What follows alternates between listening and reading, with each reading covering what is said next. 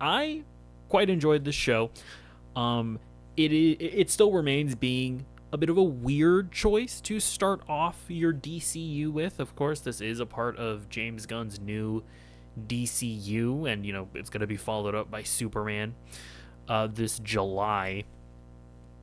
That being said, I kind of respect it because James Gunn has talked about that. He said that he's not going into this with like some master plan of, oh, we gotta have this strategically come out first and then that and yada yada yada. It's like this was just finished already, and so he wasn't gonna arbitrarily put it out or just like keep it on a shelf because, oh well, Superman has to come out first and that has to be the start of the DCU. He's like, oh, it's ready, it's ready to go. We'll put it out.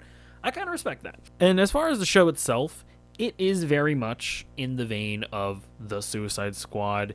It is very much in the vein of the Guardians of the Galaxy, in the sense that you are getting a group of ragtag sort of miscreants coming together to form a team.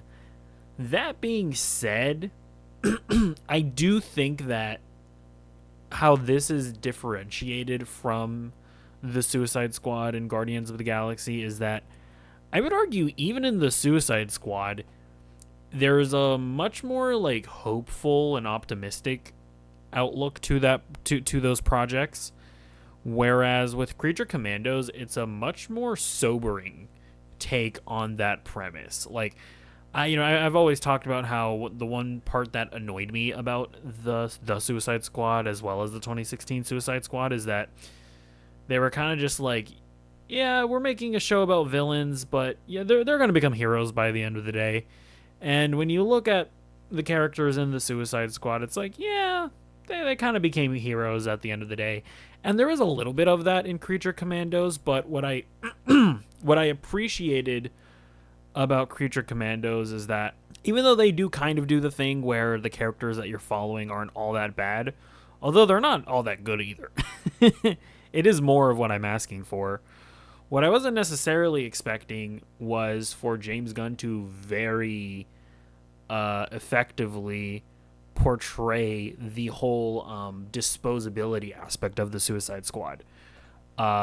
He did it in a really effective way in Creature Commandos that I don't necessarily want to spoil, but that's what I ended up really appreciating about it. So I will say yes, it is familiar, but I do think it differentiates itself enough